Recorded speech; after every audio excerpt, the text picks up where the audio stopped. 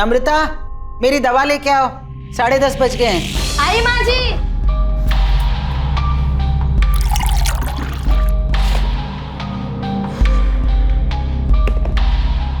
आज दवा देने में फिर देर कर दी। पता है डॉक्टर ने क्या कहा है कि ठीक 10:30 बजे दवा लेनी। जी माँ जी, ये लीजिए।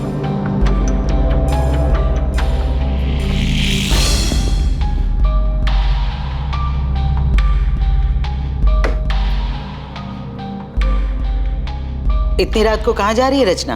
घूमने जा रही हूँ माँ जी। बाय दीदी। समीर, समीर जल्दी चलो, देर हो रही है। समीर भैया, आप इतनी रात को कहाँ जा रहे हो घूमने? आप ही की बहन को सैर कराने ले जा रहा हूँ बाबू। हाँ हाँ ठीक है, और मैं फिर से बोल रही हूँ, समीर के सामने कुछ भी मत बोलना। हाँ, रखती हूँ। क्या बात है, बड़े खुश लग रहे हो? किससे बात कर रहे थे? अरे क्लाइंट से मीटिंग की बात चल रही थी काफी टाइम से, आखिरकार मान ही गया। क्या बात कर रहे हो, रचना मान गई? फिर से वही बात, तो मुझ पर शक क्यों करते हो कल्पना? तुम इतना झूठ क्यों बोलते कपिल? अच्छा तुमसे बातें नहीं करनी, बाहर में जा दूं। हाँ हाँ जाओ जाओ, रचना को इतना वेट करना ठीक नहीं है, जाओ। अब तुम ऐसे ही मेरी सारी बात मानते रहो, फिर देखना हम कहाँ से कहाँ पहुँच जाएंगे। ए, तुमने घर पर किसी को बताया तो नहीं ना कि हम कहाँ जा रहे हैं? नहीं।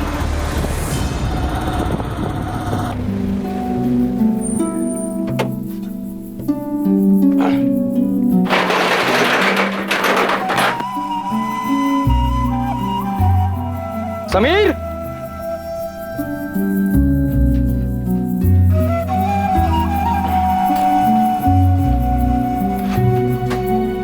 समीर नहीं है क्या? वो रचना को लेकर बाहर गया है। आज आपको काफी देर हो गई आने में।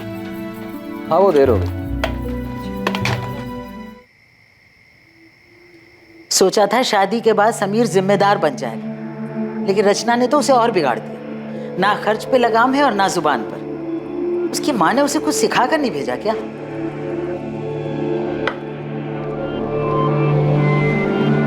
माँ बस भी करो। और वैसे भी समीर तो पहले से ही ऐसा है, उसने कब जिम्मेदारी उठाई? हाँ, लेकिन रचना को उसे समझाना चाहिए ना। अब तक दोनों घर नहीं लौटे। मैंने बेटा, उसका वो दोस्त है ना मनु, उसे फोन कर, उससे पूछ, कुछ पता तो लगे दोनों कहाँ गए हैं। अब इतनी रात को क्या फोन करूँ माँ? और ये कोई नई बात तो है नहीं, आ जाएंगे वो। दोनों के फोन बंद आ रहे हैं, तू पता कर, वरना मुझे नींद नहीं आएगी।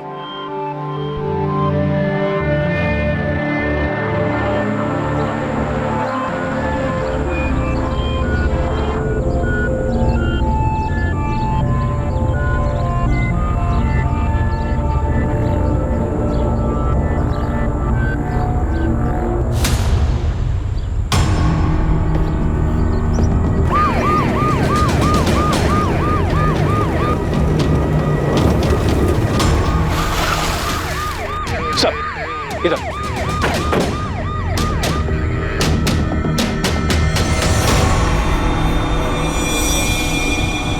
वॉलेट, न कोई आईडी प्रूफ, फोन भी नहीं। मारने वाला वॉलेट ले गया, लेकिन नोटों की गड्डी यहीं छोड़ दी। मर्डर पैसों के लिए नहीं हुआ। आप लोगों में से सबसे पहले लाश किसने देखी थी? जी सर, लाश को सबसे पहले मैंने देखा। किसी को आते जाते देखा है? नहीं सर, बस ये देखा और मैंने आपको फोन किया।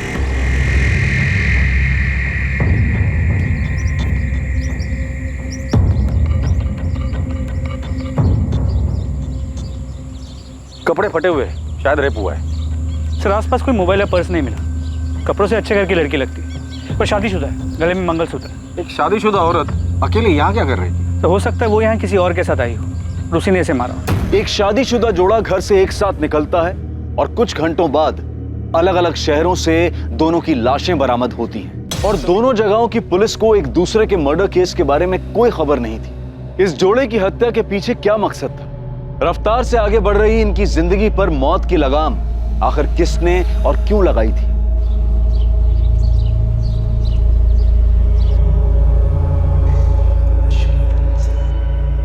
नम्रता दीदी, दीदी क्या हुआ, कहाँ खोई हुई हो? समीर और रचना कल रात से वापस नहीं आए, उन्हीं के बारे में सोच रही थी। तेरा भाई अभी तक घर नहीं लौटा है, रात से सुबह हो गई है। चिंता मत करो माँ, आ जाएंगे दोनों। मन्नू को भी बोल दिया मैंने पता करने को। सुनिए, मुझे भी उनकी फिक्र हो रही है। इसे इतनी देर तक बिना बताए। अरे यार, बेकार में ही घबरा रहे हो तुम दोनों। विनय, तो अभी के अभी पुलिस स्टेशन जाओ और रिपोर्ट लिखवा। पर मैं कह रहा हूँ, बेकार में चिंता कर रहे हो तुम दोनों। कल रात करीब 11 से 1 बजे के बीच पहले लड़की को बेहोश किया गया है, फिर गला दबाया गया है। पहले इसे बेहोश किया फिर मारा है। जी हाँ। सर, लड़की की फोटो को आसपास के सभी थानों में भिजवाया है और कहीं भी कोई मिसिंग कंप्लेंट होगी तो जल्दी पता चल जाएगा।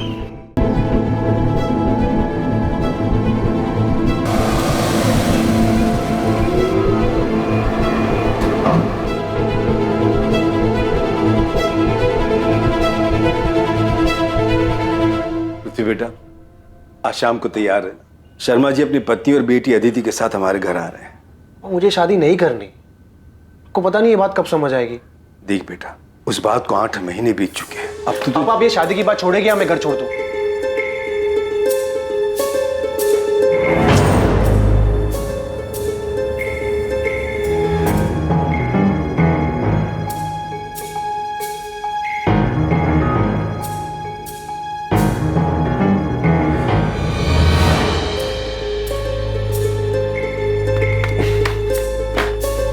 विनय भैया पुलिस स्टेशन गए हैं शिकायत लिखवाने। हाँ मनु बेटा, समीर और रचना कल रात से घर नहीं लौटे। उन दोनों के फोन भी बंद आ रहे। मनु, समीर ने तुम्हें कुछ बताया था क्या कि वो कहाँ जाने वाले हैं? नहीं भाभी, समीर ने तो इस बारे में मुझे बिल्कुल कुछ भी नहीं हुआ। आज के बाद दोबारा ऐसा घटिया मजाक किया ना तो जान से मार दूं।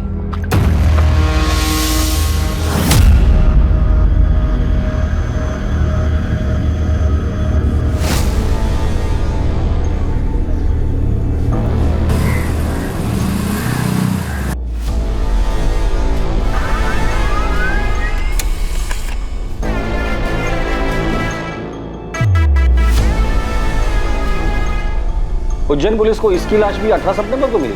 जी सर, इस लड़के की भी कोई आइडेंटिफिकेशन नहीं मिली, लेकिन हैरानी की बात यह है कि मौत का वक्त और मारने का तरीका बिल्कुल सेम है। हमें जिस लड़की की लाश मिली थी उस केस के डिटेल्स इस केस के डिटेल्स से काफी मैच करते हैं। उज्जैन के माधव चौक पुलिस स्टेशन के पीएसआई अनिरुद्ध से मेरी बात हुई। तुमने जिस लड़की की फोटो और डिटेल्स भेजी है उसे पढ़ते ही मुझे लगा कि शायद ये दोनों विक्टिम्स कनेक्टेड हैं। क्या ये दोनों विक्टिम्स उज्जैन के हैं?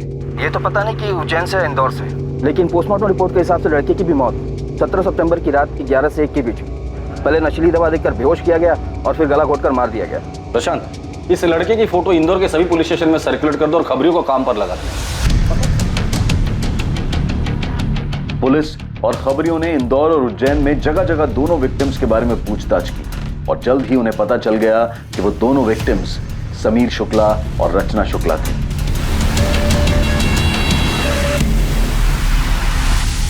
हाँ सर, समीर मेरा छोटा भाई और रचना उसकी पत्नी। सर, कुछ खबर मिली उनकी? वो लोग 2 दिन से घर नहीं आए हैं। ढूंढेंगे कैसे? आप लोगों ने उनकी मिसिंग कंप्लेंट भी नहीं लिखवाई। ये क्या कह रहे हैं आप? विनय ने खुद जाकर थाने में रिपोर्ट लिखवाई थी। माँ, मुझे लगा कि थोड़ा रुक जाता हूँ, शायद वो दोनों अपने आप ही वापस आ जाएं। तूने मुझसे झूठ क्यों बोला? सर, समीर और रचना अब कहाँ हैं? हमें उन दोनों की डेड बॉडीज मिली। क्या?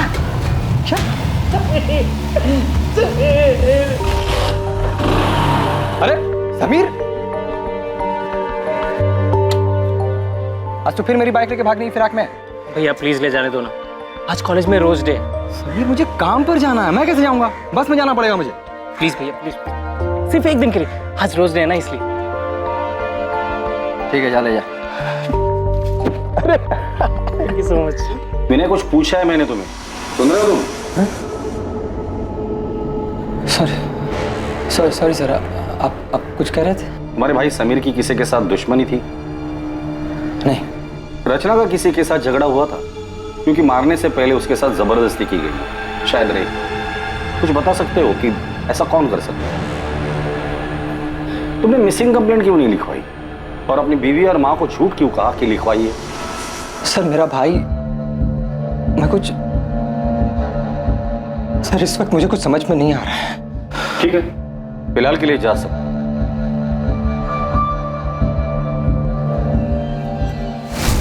ये विनय वाकई में इतना प्यार करता था या एक्टिंग कर रहे हैं?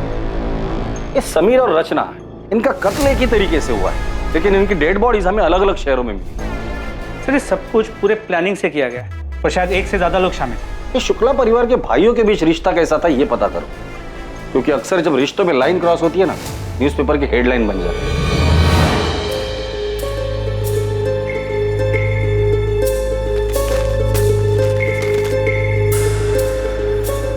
क्या हो पापा, ऐसे हड़बड़ा क्यों रहे हो? कुछ नहीं बेटा, कुछ नहीं। पापा सोशल मीडिया का जमाना है, बाहर आजकल से अखबार तक नहीं रहते। तूने रचना के बारे में पढ़ा? हाँ, बुरा हुआ। पृथ्वी बेटा तू ठीक तो है? हाँ पापा मैं ठीक हूँ। आप चाहते थे ना मैं अदिति से मिलूं, मैं तैयार हूँ। तुम्हें मेरी बात मान लेनी चाहिए थी रचना। ये सब नहीं होता। क्या हुआ?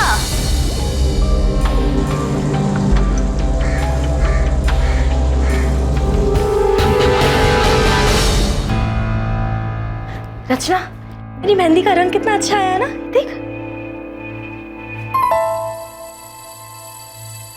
तू रो रही है? तू सच्ची रो रही है? चुप कर, मैं कहाँ रो रही हूँ? नहीं, तेरी तो सिर्फ आंखें लीक कर रही है ना? सच बता, मुझे मिस करेगी इसलिए रो रही है ना? मैं तुझसे कह रही हूँ, जब तेरी शादी होगी ना तब तू। दीदी, क्या शादी? शादी शादी मतलब बिना पगार की नौकरी। पति को खुश रखो, सास को खुश रखो और अपने सभी सपनों पर ताला मार के बंद कर दो। मुझे नहीं करना। क्यों नहीं करनी शादी? मैंने नम्रता के देवर समीर से तेरे रिश्ते की बात चलाई है। बहुत अच्छा लड़का है और तुझे पसंद भी करता है। माँ पसंद नहीं, पूरा लट्टू है रचना पर। देख रचना, मैं तुझे अभी समझा रही हूँ, तो सुधर जा। आसमान में नहीं जमीन पर रहना है हमें।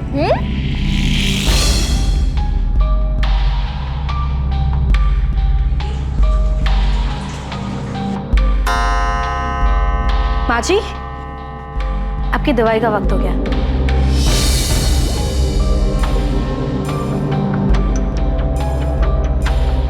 मुझे समझ नहीं आ रहा, विनय ने मुझसे झूठ क्यों बोला? उसने रिपोर्ट क्यों नहीं लिखवाई? मोनू, तुम समीर के बचपन के दोस्त हो, उसे अच्छे से जानते हो। हाल फिलहाल में उसका किसी के साथ लड़ाई झगड़ा या कहासुनी हुई थी? आज के बाद दोबारा ऐसा घटिया मजाक किया ना तो जान से मार दूंगा। नहीं सर, इस बारे में तो मैं कुछ नहीं जानता। लेकिन आपको एक बात बताना चाहता हूँ, समीर और विनय भैया के रिश्ते के बारे में। साहब, विनय भैया और समीर के बीच में पहले तो सब कुछ ठीक था, लेकिन 8 महीने पहले जब से समीर और रचना की शादी हुई तब से सब कुछ बदल गया। लेकिन रचना तो विनय की बीवी नम्रता की सगी बहन थी ना? जी सर, लेकिन नम्रता भाभी और रचना में बहुत फर्क है। जहाँ भाभी ने आज तक पूरे परिवार को संभाल के रखा, वहीं रचना ने उन्हें आते ही अलग कर दिया। माँ, मुझे समझ नहीं आ रहा है कि आज इतने सालों बाद अचानक मेरी दुकान और आपका टिफिन बिजनेस वाली बात क्यों उठ रही है? क्योंकि समीर को अपने हक का एहसास हो गया है जीजा जी। हक का एहसास तो तुमने करवा दिया रचना, तो अब लगे हाथ इसे जिम्मेदारी का एहसास भी करा दो। एहसास तो आपको होना चाहिए ना जीजा जी। समीर कोई छोटा बच्चा नहीं है जो आप उस पर अपना हुक्म चलाते रहे और वो चुपचाप सुनता रहे। रचना, ये कोई तरीका है अपने जीजा जी से बात करने का? तरीका तो इनका गलत है दीदी। छोटे भाई का हक छीन रहे हैं ये। मैं हक छीन रहा हूँ अपने छोटे भाई का? सही तो कह रही है भैया, क्या गलत कहा रचना ने? लेकिन समीर भैया, इन दोनों से कुछ बोलने का कोई फायदा नहीं। इसके बाद से उनके घर में काफी तनाव रहने लगा। आपने खाना नहीं खाया तो दूध तो पी लीजिए। माँ ने कुछ कहा क्या तुमसे? विनय ने मुझसे झूठ क्यों बोला? उसने रिपोर्ट क्यों नहीं लिखवाई? नहीं, मगर आपने पुलिस में शिकायत क्यों नहीं की? तुम मुझ पे शक कर रही हो? विनय, देखिए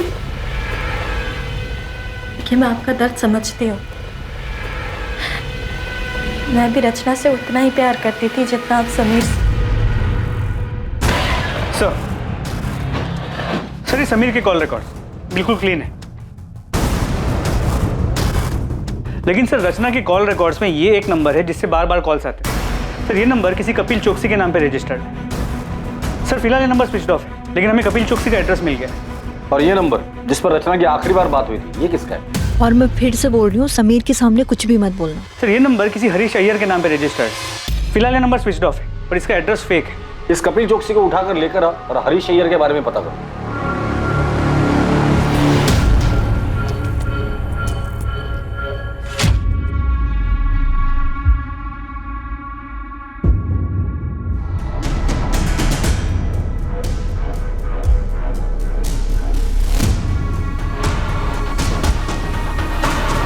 कल्पना, अच्छा यही होगा कि आप हमें सच सच बता दें कि आपके पति कपिल इस वक्त कहाँ है। सर मेरा उस आदमी के साथ कोई वास्ता नहीं है। कपिल क्या हुआ, इतना डरे हुए क्यों हो? हाँ, क्या किया तुमने?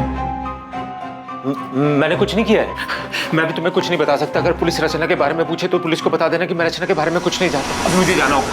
कपिल! आपके पति कपिल का रचना के साथ अफेयर था, ये बात आपको पता भी थी, और फिर भी आपने कुछ नहीं किया। घर वालों से बगावत करके मैंने कपिल से शादी की थी।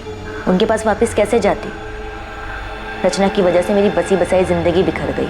तो रचना की मौत की खबर सुनकर आपको तो खुशी हुई होगी। सुनकर तो ऐसे लगा था कि भगवान ने मेरी सुन ली।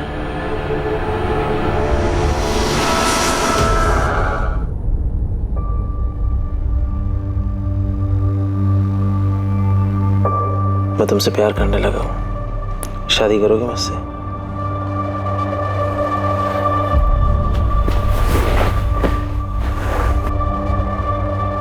मुझे पता है तुम भी मुझसे। कि क्या? कि मैं तुमसे प्यार करती हूँ? नहीं कपिल, मैंने तुम्हें पहले ही कहा था, ऑनलाइन चैटिंग के वक्त बिल्कुल साफ क्लियर किया था कि मुझे ये शादी प्यार इन सब में कोई इंटरेस्ट नहीं है। तो फिर तुम ये बकवास क्यों कर रहे हो? तुम्हें मेरी फीलिंग बकवास लग रही है? कपिल मेरा हाथ छोड़ो, मुझे लग रही है। मैं तुम्हारे साथ प्यार के लिए था, मजे के लिए नहीं। पर इस बात से तुम्हें कोई फर्क नहीं पड़ता ना? हाँ नहीं पड़ता। मैं यहाँ पर अच्छा टाइम बिताने आती हूँ, जो कि तुमने पूरा खराब कर दिया है। कपिल चौकसी, अफेयर? आप ये क्या कह रहे हैं? आप किसी हरीश अय्यर को जानती हैं? रचना के मर्डर से पहले आखिरी बार उसने इसी से बात की। मैं किसी हरीश अय्यर को नहीं जानती। कौन है ये? क्या इसका भी रचना के साथ अफेयर? आपके पति विनय कहाँ है? आपको जो कुछ पूछना आप पूछ सकते हैं सर।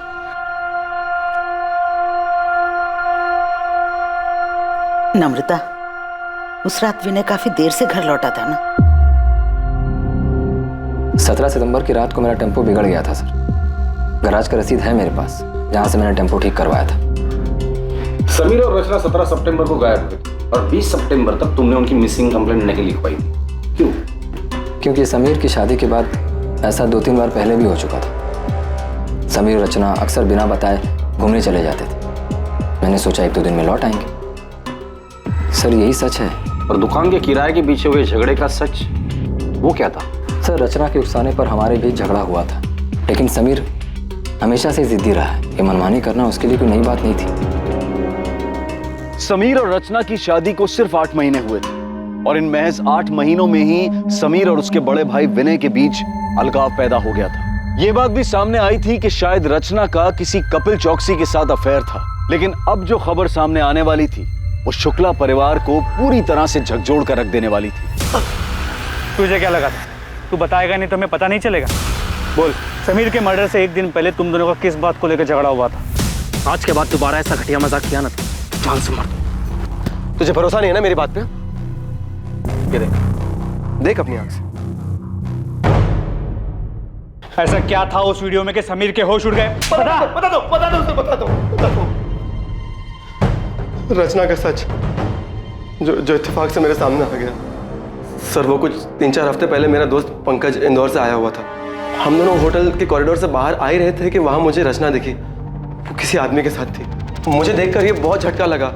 मेरे कुछ समझ में नहीं आया तो मैंने तुरंत अपना फोन निकाला और उनके कमरे में अंदर जाने की वीडियो बना ली ताकि समीर को दिखा सकूं। कौन है आदमी? सिर्फ ये एक आदमी नहीं है, मैंने उस होटल के वेटर से बात भी की है। हाँ साहब, ये मैडम अक्सर यहाँ आती हैं और इनसे मिलने कई साहब आते हैं।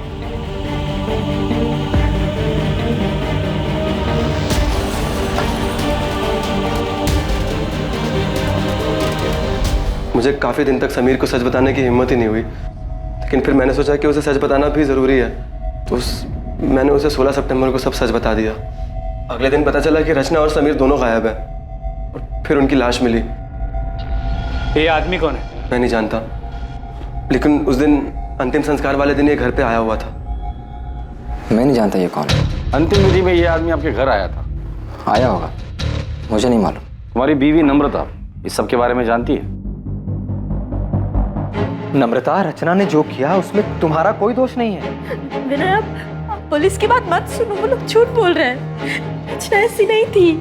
पुलिस ने खुद उस होटल में जा करके पता लगाया था जहां रचना। ये रचना भी ना जाते जाते हम सबका मुंह काला कर गई। तेरी माँ ने यही सिखाया था क्या उसे? नम्रता, माँ, तो कुछ भी बोले जा रही हो तुम।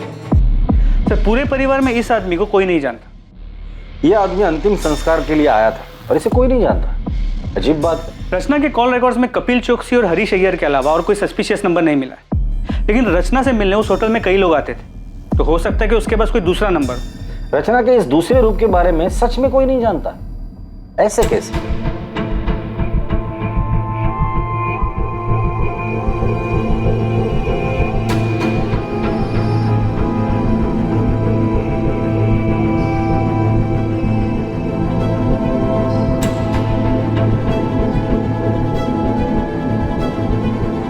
रचना की जिंदगी का सच आखिर था क्या, और इस डबल मर्डर के पीछे कौन था और उसका मकसद क्या था, और कितने लोगों को रचना का सच पता था?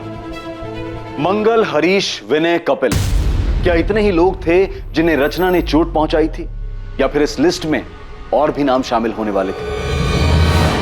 वैसे मुझे पता नहीं था कि तुम हंसते भी हो। मतलब जब पहले मिले थे तो तुम हमेशा देवदास बने फिरते थे। वो एक दौर था जो बीत चुका है। किसी से सच्चा वाला प्यार हो गया था क्या? एक लड़की थी जिससे मैं बहुत प्यार करता था। आई एम सॉरी अगर तुम्हें बुरा लगा तो। अरे नहीं, मैं अब ठीक हूँ। वैसे तुम जिस लड़की की बात कर रही हो वो मेरे लिए 8 महीने पहले ही मर चुकी। जी सर, मैं उसी के घर जा रहा हूँ, पहुँच के अपडेट करता हूँ।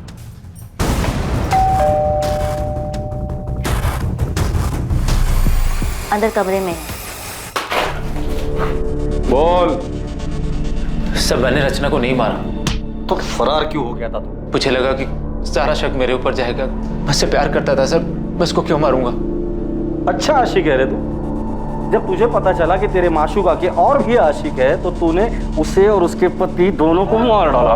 सर, मुझे इसके बारे में कुछ नहीं पता है सर। मैं तो उससे शादी करना चाहता था, वो भी राजी थी सर। शादी करोगे मुझसे?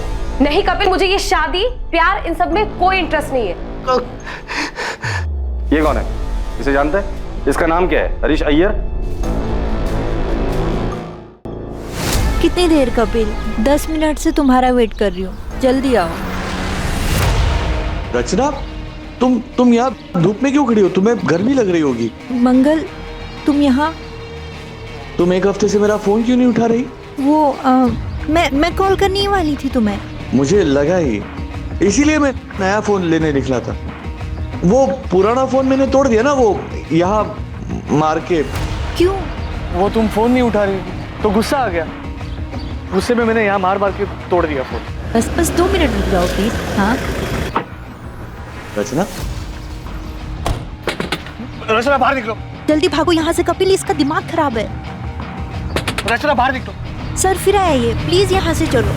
रचना, रचना। कौन था ये? अरे मंगल वर्मा नाम है इसका। एक बार इसने मुझे किसी शादी में देख लिया था, मैंने बस इस पे थोड़ी सी तरस खा के बात क्या कर ली, ये तो पीछे ही पड़ गया। कहता है इसे मुझ में अपनी मरी हुई पत्नी नजर आती है। सर, उस दिन रचना काफी घबराई हुई थी। मंगल को देख के उसके पसीने छूट रहे थे। सर, इससे ज्यादा मैं मंगल के बारे में कुछ नहीं जानता। सर, खबरी जाकिर मंगल वर्मा की खोज पे लग गया है, जल्दी कुछ पता चल जाएगा।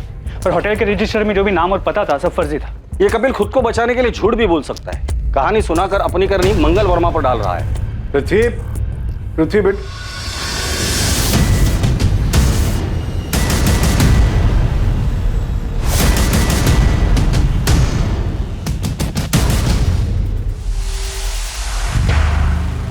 मुझे लगा तू रचना को भूल चुका।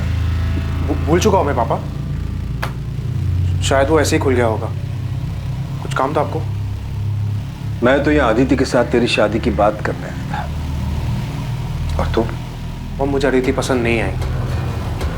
मैं शादी नहीं कर सकता उसके साथ। साहब ये मंगल वर्मा है ना साहब, ये बलबीर नगर में रहता है, नियति अपार्टमेंट्स करके बिल्डिंग है, वहीं रहता है।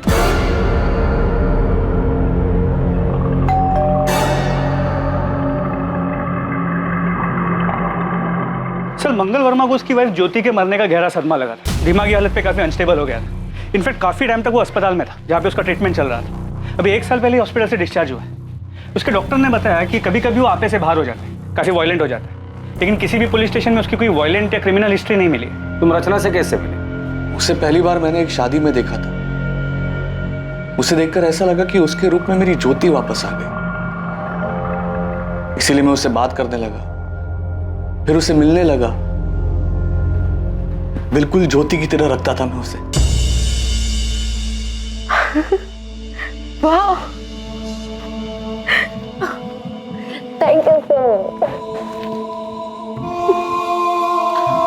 खुश हो ना? बहुत ज्यादा। अच्छा मंगल, अब मुझे निकलना होगा, बहुत देर हो रही है। हाँ अभी मत जाओ ना प्लीज।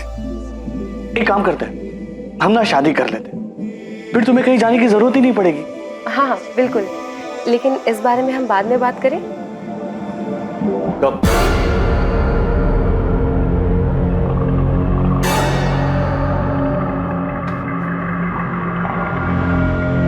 पिछले 1 महीने से तुम यही बात की। क्या क्या प्रॉब्लम क्या है? तुम्हारी जिंदगी में कोई और है? तुम मुझसे प्यार नहीं करती?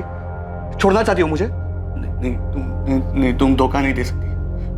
रचना तुम मेरी बीवी हो, सिर्फ मेरी बीवी हो रचना। मंगल मंगल मंगल क्या कर रहे हो? मंगल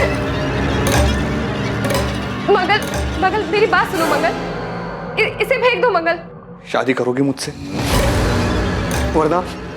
मंगल, मेरे जीजा जी और मेरी बहन अभी घर से बाहर गए, वो जैसे ही आएंगे ना मैं उनसे बात करूंगी। अब अभी ये कांच मुझे दे दो, हाँ प्लीज।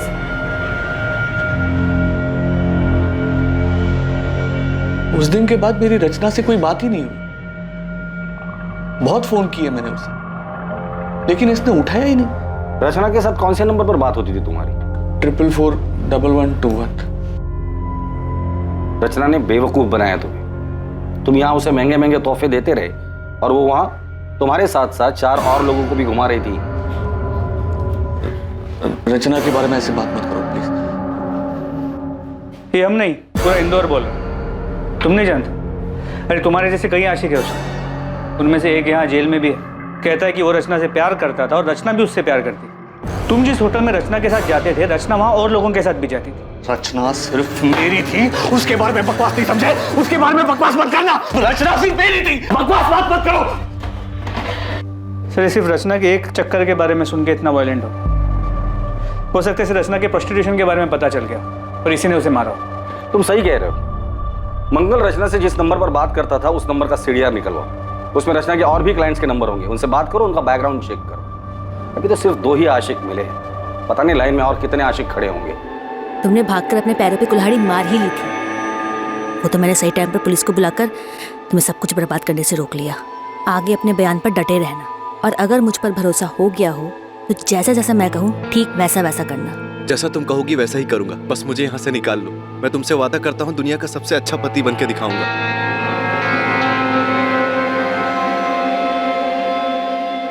तीर निशाने पे लगा, वो बहुत डरा हुआ है, कह रहा जैसा मैं कहूंगी वैसा ही करेगा। हाँ ओके, शायद रचना की मौत मेरी जिंदगी बना दे। साहब कोई बाइक पसंद आई? ऐसी फटीचर बाइक लेने से मैं कोई साइकिल ले लूंगा। कोई अच्छी है तो बता। अरे साहब एकदम नई और ताजा माल आया है साहब, आप इसको देखो एक बार। ये अच्छी है। पेपर्स कब तक बनाएगा? पेपर सब बन जाएंगे, बस आप पसंद करो, मैं नंबर बदल देता हूँ। चल मेरे साथ, तुझे जेल में नया कैदी नंबर देता। बोल साहब माफ कर दो साहब, कसम खाते हैं हमें उसका नाम नहीं मालूम साहब। हम चोरी गाड़ी जरूर खरीदते लेकिन उनका नाम पता नहीं पूछते हैं साहब। कल तो याद होगी ना तुझे? स्केच आर्टिस्ट को बुलाकर इससे स्केच बनवा लेना, और इसे अगर शक्ल याद नहीं होगी ना तो इसकी शक्ल बिगाड़ देना।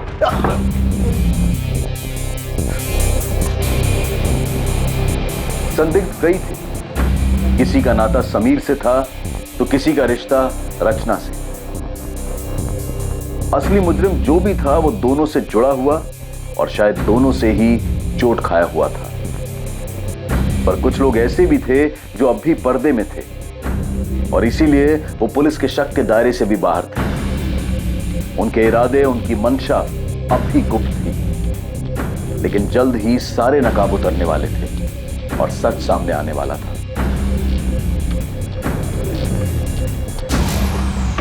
माँ, कहाँ जा रही हो? पुलिस स्टेशन, समीर के कातिल के बारे में पता कर। अरुणा जी, समीर और रचना के कातिल को हम ढूंढने की पूरी कोशिश कर रहे हैं। क्या आपको किसी पर शक है? नहीं, लेकिन जिसने भी ये किया है उसे कड़ी से कड़ी सजा मिलनी चाहिए। सर, मुश्ताक ने स्केच बनवाया। क्या आप इसे जानते हैं? इसने समीर की बाइक बेची। सर, इसे तो मैंने समीर भैया के साथ देखा था। संध्या। जी भैया। हम लोग आगे ही जा रहे हैं तेरे घर की तरफ से, तुझे छोड़ देंगे। जी। ये पृथ्वी भैया उज्जैन से। नमस्ते। पृथ्वी उज्जैन से? नम्रता और रचना भी उज्जैन से ही हैं। और कुछ याद है इस आदमी के बारे में? थैंक यू भैया। हाँ सर, कार का नंबर नोट कर लीजिए, MPXY0001। सर, नंबर प्लेट के नीचे पृथ्वी की जान जैसा कुछ लिखा था। ये लीजिए वकील साहब। मैंने आपसे कहा था ना कि जो मैं चाहती हूँ वो मैं कपिल से साइन करवा लूंगी। उसने बिना पढ़े बिना देखे इन पेपर्स पे साइन कर दिया। इसमें डिवोर्स पेपर्स के साथ साथ प्रॉपर्टी के पेपर्स भी हैं, जो अब उसने मेरे नाम पे ट्रांसफर कर दिया। बताओ क्यों मारा दोनों को? बोल। रचना और मैं एक दूसरे से प्यार करते थे। हम 2 साल से एक साथ थे। फिर से लेट हो गए। फिल्म की शुरुआत में सो जाएगी यार। अरे वैसे भी मैं कौन सा फिल्म की स्टोरी में इंटरेस्टेड हूँ। चलें, पॉपकॉर्न भी लेना है। जा रही हो तुम? हाँ, और रुकी तो तुम्हारे पापा घर आ जाएंगे और फिर पूरे उज्जैन में बात फैल जाएगी। एक काम करें, शादी कर लेते हैं। मुझे नहीं करनी कोई शादी वादी। एक काम करो, तुम कर लो शादी। अरे ये क्या मजाक है रचना? अच्छा सुनो, अगर तुम अभी शादी के लिए तैयार नहीं हो तो मैं राह देखूंगा। मैं राह देखता रहा और रचना ने अचानक अपनी राह बदल ली। तुम किसी और के साथ शादी कर रही हो? हाँ, मैं तुम्हारे लिए इतने सालों से इंतजार कर रहा हूँ और तुम अपनी ही बहन के देवर के साथ शादी कर रही हो। तो तुम्हें इनविटेशन नहीं दिया इसलिए तुम गुस्सा हो? तुम्हारे लिए शादी वगैरह सब मजाक है ना? तो और क्या है, जन्मों जन्म का बंधन। रचना की शादी हो गई, वो जिंदगी में आगे बढ़ गई, लेकिन मैं उसके दिए हुए धोखे में उलझा रहा सर। और इसलिए रचना से बदला लेने के लिए तुम इंदौर आ गए और हरीश अय्यर के फेक आईडी पर एक नया सिम कार्ड खरीद लिया। हाँ सर, मैं उसके बर्बादी की पूरी तैयारी करके आया था।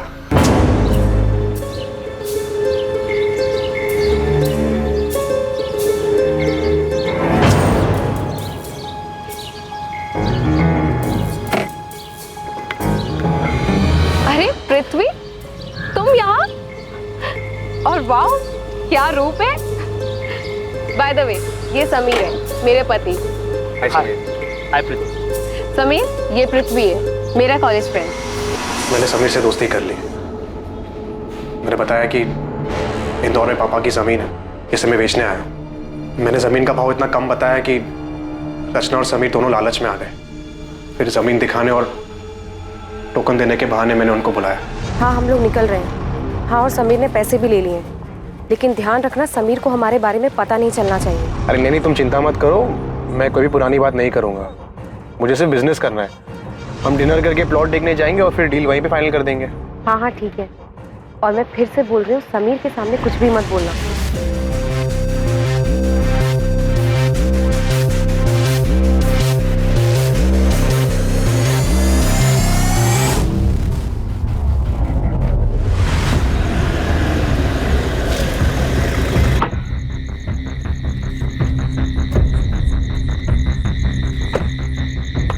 समीर, समीर चल। ये कहाँ है? संभाल के, थोड़ा ही आ गया प्लॉट। रचना? हाँ रचना आएगी पीछे से, आ जा।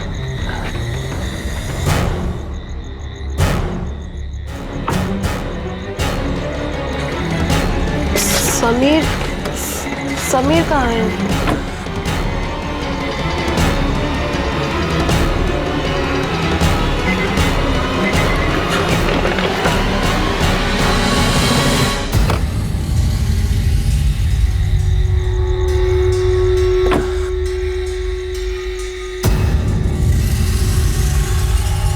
मैंने समीर की लाश वही उज्जैन में छोड़ दी और रचना की लाश मैंने इंदौर में आके फेंक दी। दोनों के फोन मैंने तोड़ के नाले में फेंक दिए और अगले दिन समीर की बाइक ढाबे से उठा ली। पृथ्वी, ये सब करके क्या मिला तुझे? मिला सर, बदला मिला।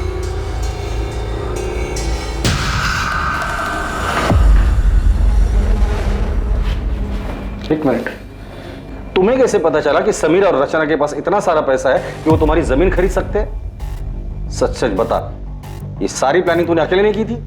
सर मुझे बताया गया था कि उनको दुकान का किराया मिलता है, वो कहाँ जाते हैं, कहाँ घूमते हैं, इन सब की डिटेल बताई गई थी। सच सच बता दे, कौन है इस केस का मास्टरमाइंड? सर, ये पृथ्वी सच कह रहा है या अपना किया किसी और के सर पे डाल रहा है? अगर ये पृथ्वी झूठ बोल रहा है तो हमारे पास कोई सबूत नहीं, लेकिन अगर ये पृथ्वी सच भी बोल रहा है तो हमें उसका कन्फेशन चाहिए होगा। लेकिन मुझे लग रहा है कि ये पृथ्वी हमारे साथ खेल खेल रहा है। सच जानने के लिए हम भी खेल खेलते, उठा दे उसको। पृथ्वी ने सब कबूल कर लिया, तेरी बारी है। अरे मैंने कुछ नहीं किया सर।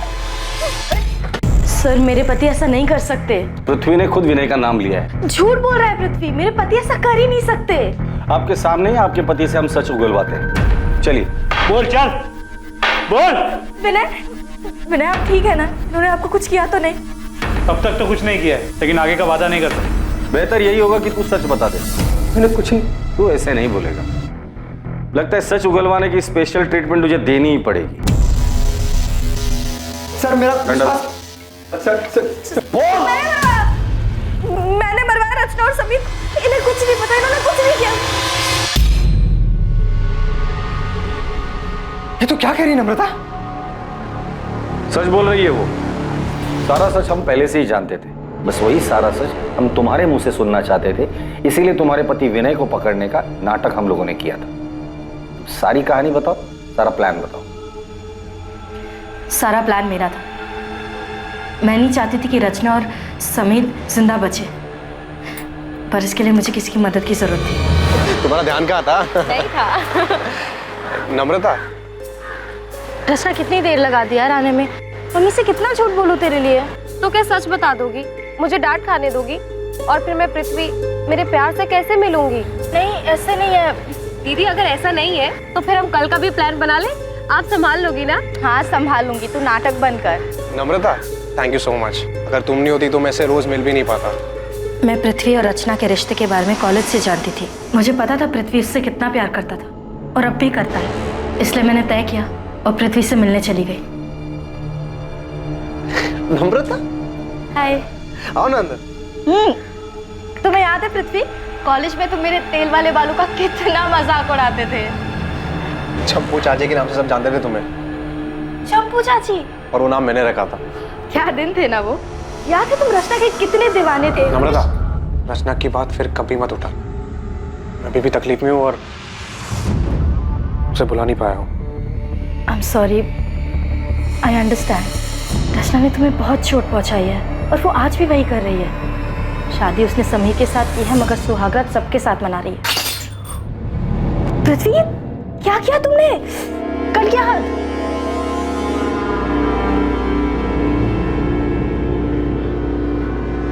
रचना का नाम मेरे सामने कभी मत लेना। बहुत मुश्किल से उसे भूलने की कोशिश कर रहा हूँ। पापा भी चाहते हैं कि मेरी शादी अदिति से हो जाए और वो लड़की भी अच्छी है, बस मेरा मन नहीं कर रहा। मैं जानती हूँ कि रचना ने तुम्हें बहुत दुख दिया है, मगर सच कहूँ तो रचना पहले से ही बहुत सेल्फिश थी। उसने कभी किसी के बारे में नहीं सोचा और उसने तुम्हारे साथ जो किया है उसके बाद तो शायद तुम हमेशा तकलीफ में रहोगे, कभी मूव ऑन नहीं कर पाओगे। लेकिन तुम ये सब मुझे क्यों कह रही हो? क्योंकि मैं खुद तकलीफ में हूँ। मैं बस चाहती हूँ कि रचना समझे कि वो इस तरह लोगों के साथ खिलवाड़ नहीं कर सकती। पृथ्वी, तुम रचना को मार डालो। क्या? देखो, उसने तुम्हारे साथ जो किया है और वो बाकी कई लोगों के साथ कर रही है, वो सही नहीं है। उससे रोकना होगा। मैं मानता हूं कि मुझे रचना पे बहुत गुस्सा है और उसको मारने से ही मुझे सुकून मिलेगा, लेकिन सिर्फ सुकून के लिए मार दूं? पूरा रिस्क मेरा और फायदा सिर्फ तुम्हारा हो रहा है, मेरा कुछ फायदा नहीं हो रहा है यहाँ पे। तुम्हें मुझसे जो फायदा उठाना उठा,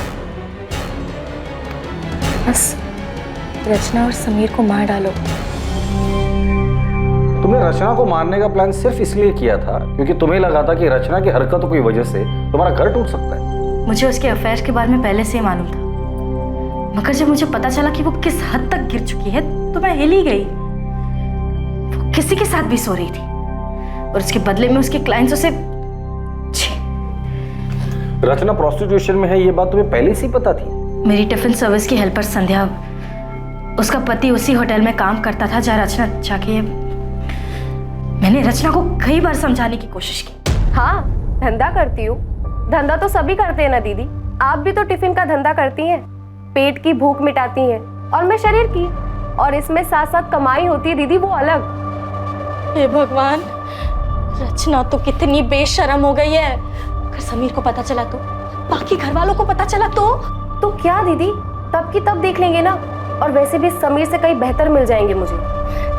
रचना, तेरे साथ साथ मेरा भी नाम जुड़ा हुआ है। तेरी हरकतों की वजह से मेरा घर टूट जाएगा। अरे हमारे परिवार की बदनामी होगी सो अलग। रचना, माँ को मरे 1 साल भी नहीं हुआ है, सोचो कि आत्मा को कितनी ठेस पहुंचेगी। अरे दीदी, आप किन बातों को लेकर बैठ गई हो? ये समाज वमाज कुछ नहीं होता है। लोग सिर्फ 4 दिन बातें करेंगे, उसके बाद आगे बढ़ जाएंगे, लेकिन जिंदगी दीदी एक ही है। और मैं अपनी जिंदगी अपने मन मुताबिक जीना चाहती हूँ, अपनी मर्जी से। रचना समझ ही नहीं रही थी। वो घर, परिवार, समाज किसी के बारे में नहीं सोचना चाहती थी, बस अपने मन की करना चाहती थी, जैसे वो बचपन से करती आ रही थी। मगर अब बस बहुत हो चुका था। मैं उसे अपना घर उजाड़ने नहीं दे सकती थी। लेकिन समीर को क्यों मरवाया? पूरा किराया देकर आपने कोई एहसान नहीं किया मुझे। वैसे भी वो मेरा हक है जो पिछले कई सालों से आप मुझसे छीनते आ रहे हैं। मैं छीनते आ रहा हूँ? मैं छीनते आ रहा हूँ? हाँ, तुम।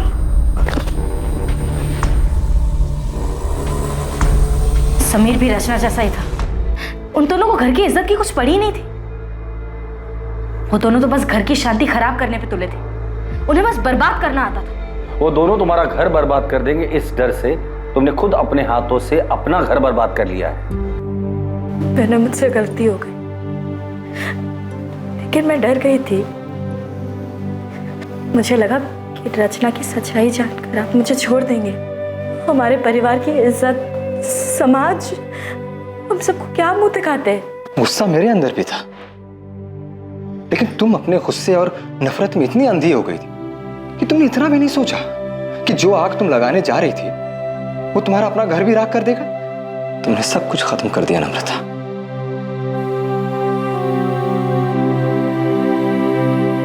नम्रता शुक्ला और पृथ्वी त्यागी पर आईपीसी की धारा 302 के तहत हत्या के लिए और धारा 120 के तहत साजिश के चार्जेस लगाए गए। पृथ्वी पर बलात्कार के लिए धारा 376 भी लगाई गई है और दोनों इस वक्त न्यायिक हिरासत में हैं। रचना का शादी और समाज की मर्यादाओं की परवाह किए बिना बेलगाम जीना नम्रता को मंजूर नहीं था। नम्रता को जो डर था उसके लिए वो अपने पति से बात कर सकती थी। कई बार गलत ख्याल हम पर हावी हो जाता है, लेकिन किसी अपने से, किसी करीबी से बात करने से हम वो गलत कदम उठाने से बच सकते हैं। देखते हैं हमारे आज के एपिसोड की दूसरी कहानी।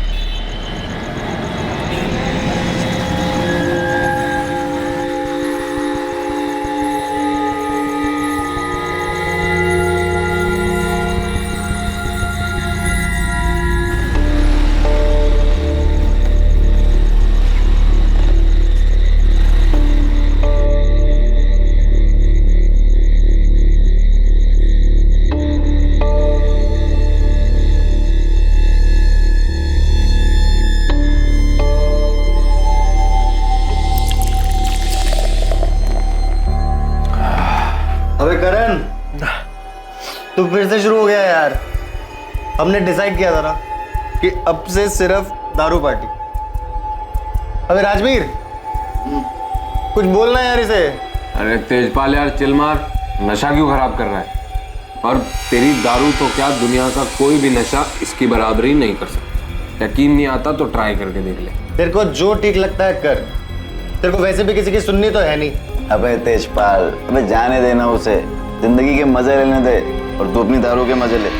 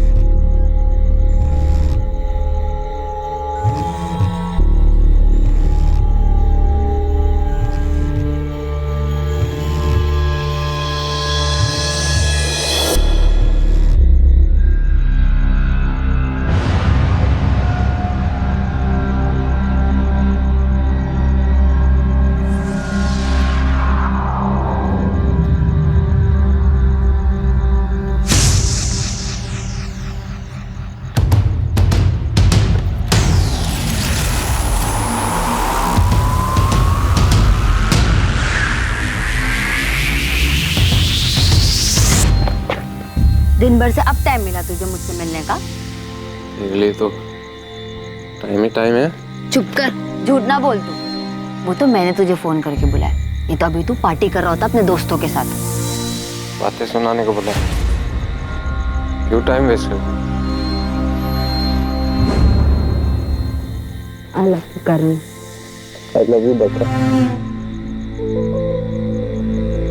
फिर बरका? मैं तुझे बरका दिखाई दे रही हूँ? करण मैं हरजोत हूँ। करण, बरका तेरी लाइफ से जा चुकी है, वो नहीं है तेरी जिंदगी में। मैं हूँ, मैं हमेशा तेरे साथ रहूंगी, तुझे कभी छोड़कर नहीं जाऊंगी करण। हरजोत, क्या कर रही है तू यहाँ? और ये चप्सी यहाँ क्या कर रहा है? पापा वो मैंने इसे बुलाया था। नीचे जा। पापा पर अब कुछ मत करना इसके साथ पापा, अब मेरी कसम। ठीक है, नहीं करूंगा। जा नीचे जा।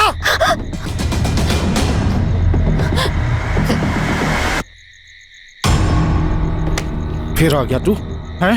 चल यहाँ से, चल नीचे। पापा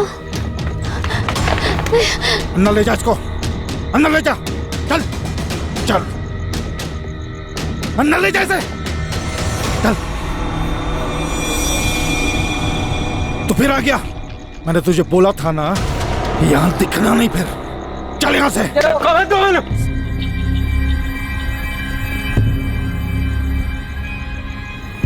करण, उठ पते, क्या हो गया? उठ जा। जी संभाल लो इसनो, और पानी सर के ऊपर से जा चुका है। तुम्हारा ये चर्सी और निकम्मा बेटा मेरी बेटी की जिंदगी बर्बाद कर रहा है, मेरी इज्जत नाल खेल रहा है। माफ करना वीर जी, मैं मानती हूँ मेरा करण गलत है, लेकिन आपकी हरजोत, उसे भी तो रोको ना। क्यों बुलाती है वो मेरे बेटे को? संभल के बोलना, बहकाया इसने उसको। अब की बार तो हाथ ही उठाया, अगली बार अपने आप को रोकूंगा नहीं, मार डालूंगा इसे।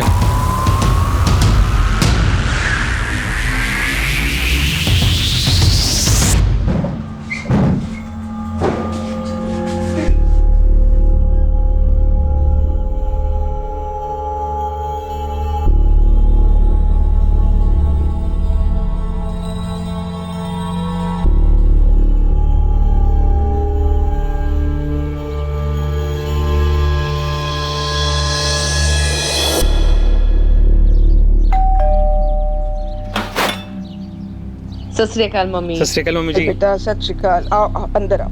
और कैसे हो मम्मी जी? मैं तो बिल्कुल ठीक हूँ पुत्र, तू ठीक है ना? तू कहाँ जा रही है? करण कमरे में नहीं है। क्या बात है, आज तो आपका शहजादा इतने सवेरे उठ गया? हाँ, कल रात को नशा नहीं करके आया क्या मम्मी? ऐसी बातें करती है ना, भाई है वो तेरा। मम्मी, मुंह बंद करने से सच्चाई नहीं मिटने वाली। गुरप्रीत, ठंड रख। सच्ची तो बोल रही हूँ ना मैं। अच्छा ठीक है, मैं बात करूंगी ना उससे। मम्मी, कोई फायदा नहीं उससे बात करके, अब सीधी उंगली से घी नहीं निकलने वाला है, अब उंगली टेढ़ी करनी ही पड़ेगी।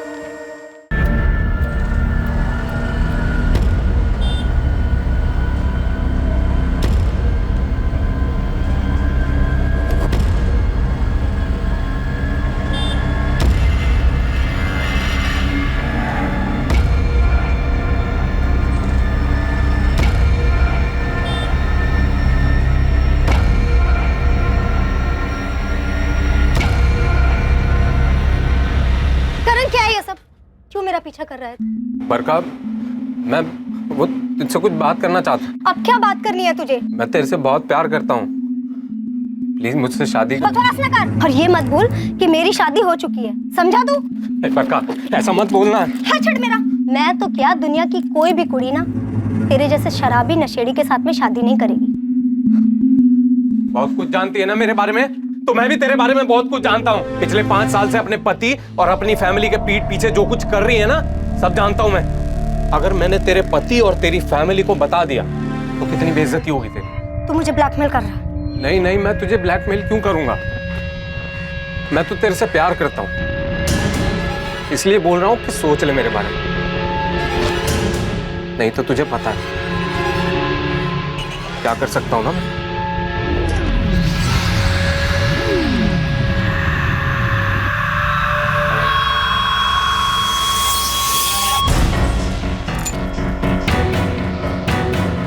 हेलो, इस करण का कुछ करना पड़ेगा। कह रहा है कि सब कुछ जानता है और सबको सब कुछ बता देगा।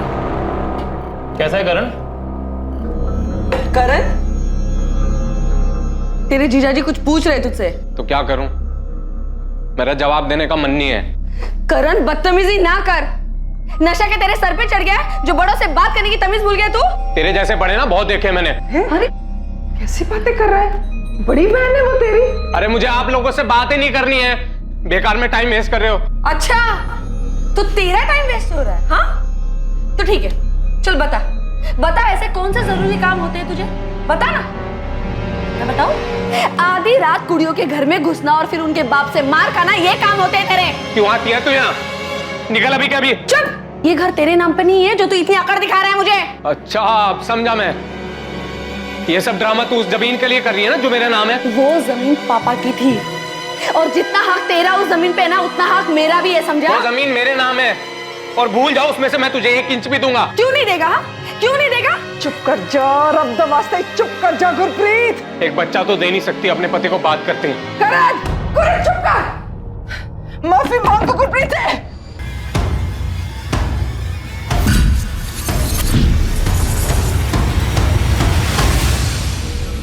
नशे के आदी होकर दुनिया में लाखों लोग अपनी जान गंवा रहे हैं। क्या 25 साल का करण बाजवा भी उन्हीं में से एक होने वाला था? क्या था करण का भविष्य?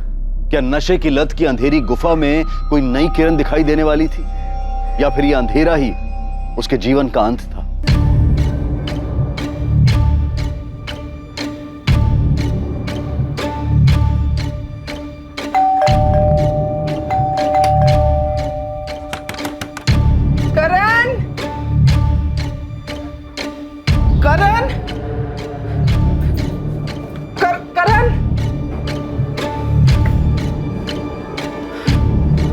कपड़े तो हैं।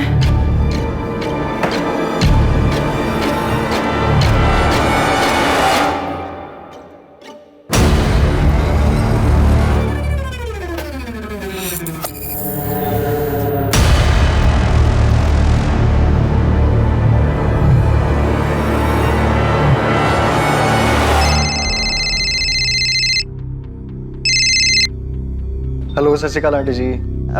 बेटा तुझे पता है करण कहाँ है? नहीं आंटी, मेरी बात नहीं हुई उससे। रुको मैं अभी फोन करके पूछता हूँ। नहीं नहीं, फोन तो उसका परसों से ही ऑफ आ रहा है, घर पे भी नहीं है। तुझे पता है कहाँ जा सकता है वो? आंटी मुझे तो नहीं पता। आप एक काम करिए ना, आप राजवीर को फोन करके पूछ लीजिए, शायद उसे कुछ पता हो। नहीं आंटी, परसों रात को ही हम मिले थे, उसके बाद मेरी कोई बात नहीं हुई। समझ ही नहीं आ रहा कहाँ चला गया है। आंटी आप टेंशन मत लो, मैं कुछ जगह जानता हूँ जहाँ पे वो जा सकता है, वहाँ पे देखता हूँ शायद मिल जाए। तू पहले यहाँ आ जा, मैं चलूंगी तेरे साथ।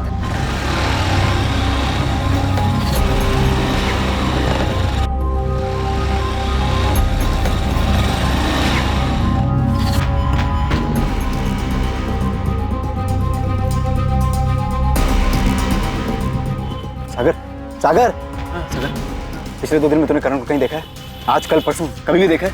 नहीं, मुझे नहीं मालूम।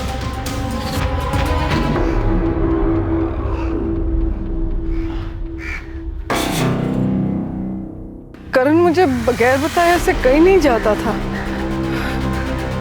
उसे कुछ हो तो नहीं गया? मुझे कुछ ठीक नहीं लग रहा है। आंटी आप डरिए मत, वो एकदम ठीक होगा, बिल्कुल चिंता मत कीजिए। ये सब देख के मुझे बिल्कुल ठीक नहीं लग रहा बेटा। पुलिस के पास चले। हाँ आंटी, चलने में कुछ नहीं है, पर मुझे लगता है आपको गुरप्रीत जी और जीजा जी के साथ जाना चाहिए।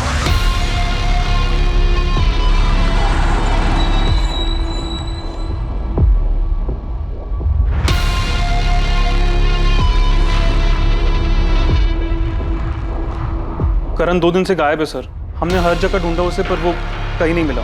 रब वास्ते मेरे बच्चे को ढूंढ दो जी। आखिरी बार कब देखा था उसे? 4 सितंबर को, जब मैं गुरप्रीत के ससुराल गई थी ना मोगे, तब। करण, मैं जरा 2 दिन के लिए मोगे जा रही हूँ गुरप्रीत के पास। उसकी तबीयत ठीक नहीं है, आ जाऊंगी। जरा अपना ध्यान रखना। हाँ भी कुछ कुछ पैसे चाहिए। कितने? 10,000। इतने पैसे क्यों चाहिए? कुछ काम है। क्या काम है? 2 दिन पहले वो रेंट के पैसे उठाए थे ना, कहाँ गए वो? नशे में? सारे पैसे नशे में उड़ा दिए तूने। अब तुझे पैसे चाहिए ना, तो इस घर से बाहर निकल, कमा और जिन्हें चाहिए खर्च कर ले। हाँ, जाओ अपनी बेटी के पास और बोल देना अपनी बेटी को भी 1 पैसा नहीं दूंगा, 1 इंच नहीं दूंगा अपनी जमीन का। देख लूंगा सबको। मौका पहुंचते ही मैंने उसे फोन किया, लेकिन उसने फोन नहीं उठाया। मुझे लगा गुस्सा है, इसीलिए फोन नहीं उठा रहा है, बाद में उठा लेगा। लेकिन उसके बाद से तो उसका फोन ही बंद आ रहा है जी, परसों रात से। जिन्हें नंबर ते तुसी कॉल किया है वो अजे बंद है।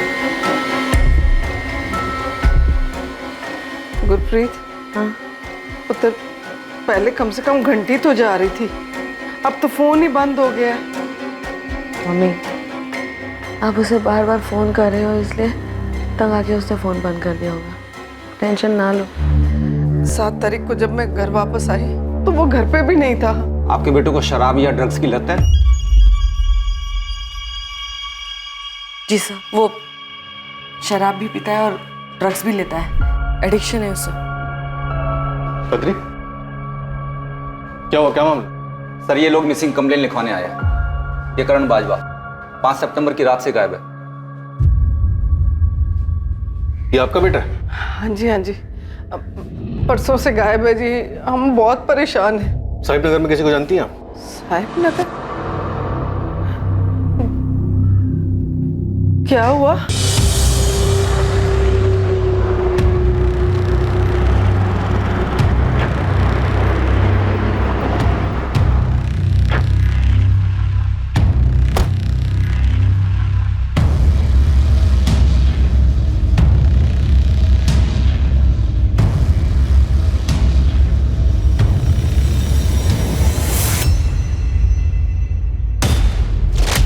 कल सुबह साहिब नगर पुलिस को वहां एक वीरान इलाके में करण की डेड बॉडी मिली।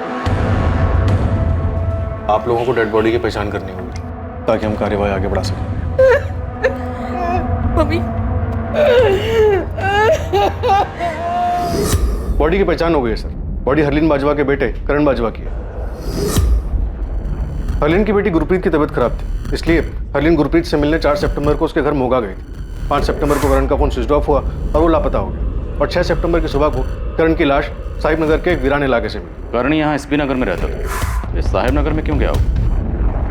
इसके फोन की डिटेल्स हैं? कल सुबह तक आ जाएंगी सर, पर करण का पोस्टमार्टम हो गया।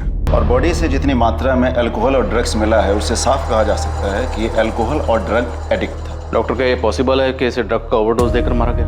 नहीं, पक्का गला दबा कर मारा गया है। इसके गले की नसें फटी और हाँ, जिस दिन इसे मारा गया है उस दिन भी ये हार्ड ड्रग्स लिया हुआ था, जिसके कारण ये खुद को बचाने का प्रयास भी नहीं कर पाया। मौत कब हुई होगी? परसों रात 10 और 12 के बीच। परसों मतलब 5 सितंबर को, उसी रात जिस रात ये गायब हो। करण साहिब नगर क्यों गया होगा? वहाँ करण का कोई दोस्त रहता है या आप लोगों का कोई रिश्तेदार?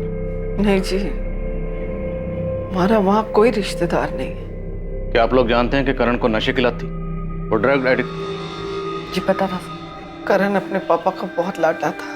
7 साल पहले जब उसके पापा की हार्ट अटैक से डेथ हुई तो अपने पापा का दुख भुलाने के लिए उसने शराब पीनी शुरू कर दी। ये बात मुझे पता थी, लेकिन उसने ड्रग्स कब लेने शुरू कर दिया मुझे नहीं पता। आप लोगों ने करण को नशा मुक्ति केंद्र में भर्ती क्यों नहीं करवाया? सर, वो भी करके देखा, एक बार नहीं कई बार, पर करण वहाँ टिकता ही नहीं था। कुछ ही दिनों में वापस भाग आता था। करण की किसी से कोई दुश्मनी या कोई झगड़ा? दुश्मनी तो नहीं थी, पर 2-3 हफ्ते पहले हमारे पड़ोसी हैं दिलबाग सिंह जी, उन्होंने करण को धमकी दी थी, कहा था कि अगर वो नहीं सुधरेगा तो वो उसको जान से मार डालेंगे। ऐसा क्या हुआ था? उन्होंने करण को और उनकी बेटी हरजोत को एक साथ देख लिया था। हरजोत? ये हरजोत करण की गर्लफ्रेंड थी? हमें नहीं पता कि वो करण की गर्लफ्रेंड थी या नहीं, वो तो बस करण की बचपन की दोस्त थी। हरजोत और दिलवा के फोन नंबर दीजिए और करण के दोस्तों के, शायद उनसे कुछ पता चले। अब क्या लेना है ये तू यहाँ? तुझे चाहती थी वो तो हो गया, मर गया करण। मेरे झूठे दिखाने की कोई जरूरत नहीं है यहाँ पे। ये क्या बोले जा रही है तू? मैं बस इतना चाहती थी कि ये मेरा पीछा ना करे, ये सब नहीं चाहती थी मैं। चुप कर, झूठ मत बोल। तू कोई मौका नहीं छोड़ती थी उसे बेइज्जत करने का। निकम्मा है, मर क्यों नहीं जाता, ना जाने क्या क्या कहती थी। तूने तो मेरे करण के साथ ऐसे नहीं किया ना? ऐसे तो मैं भी कह सकती हूँ कि तूने मारा है इसे। ये सब जानते हैं कि तू कैसे इसके पीछे पड़ी रहती थी, बस यही तुझे भाव नहीं देता था। और तेरे पापा ने तो इसे धमकी भी दी थी, ये तो सबको पता है ना। जुबान संभाल के बात कर, समझी ना, मैं तेरी तरह नहीं हूँ। शांत हो जाओ तुम लोग, बंद करो ये तमाशा। सर, करण का फोन मर्डर की रात यानी 5 सितंबर को उसी की कॉलोनी में रात 9:35 पर स्विच ऑफ हुआ था। जिस रात करण का मर्डर हुआ उसके फोन पर आखिरी कॉल किसका था? उसके फ्रेंड तेजपाल का। ये भी करण की कॉलोनी एसबी नगर में रहता है। इनफैक्ट इसके दोनों दोस्त तेजपाल और राजबीर, इन दोनों ने ही करण को मर्डर से पहले आखिरी बार देखा। परसों रात को ही हम मिले थे।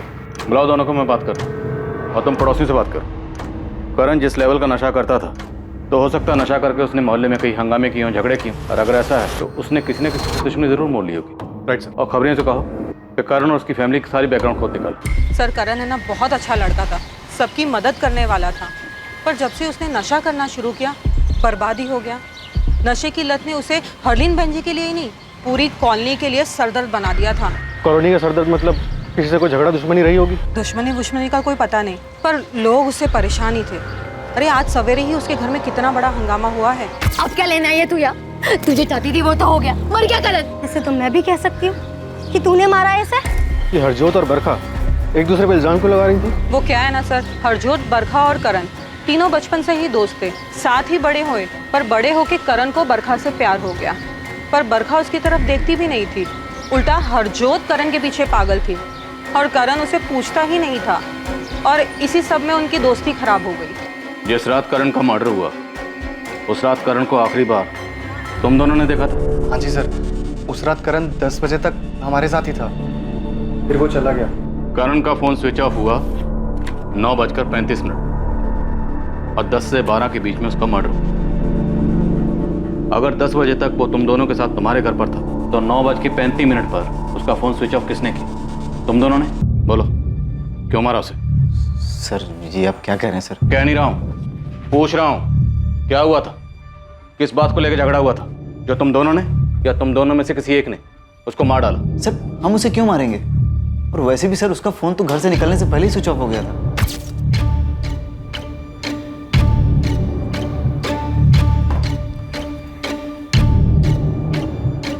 चलो मैं निकलता हूँ।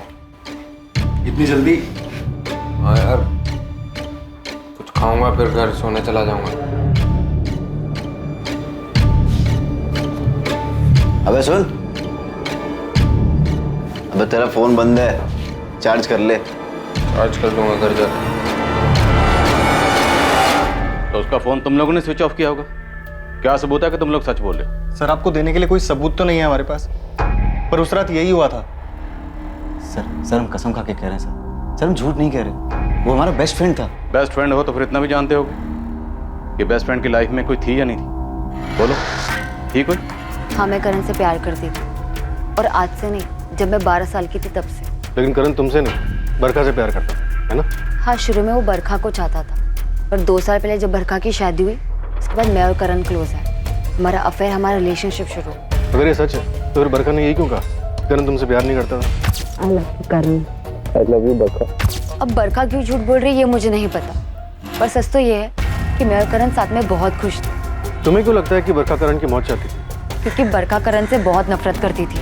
बरखा तुम्हारी भी दोस्त है ना? हम बचपन से एक दूसरे को जानते हैं, पर अब उसकी अपनी जिंदगी है और मेरी अपनी। दोस्ती दुश्मनी जैसा कुछ नहीं है। वो निकम्मा धरती पे बोझ था जी। मुझे उस चर्सी के बारे में कोई गल नहीं करनी। वो मर चुका है, तब भी आपकी नफरत कम नहीं हुई है। तब तो आपको बहुत तकलीफ होती होगी ये जान करके आपकी बेटी उससे प्यार करती है।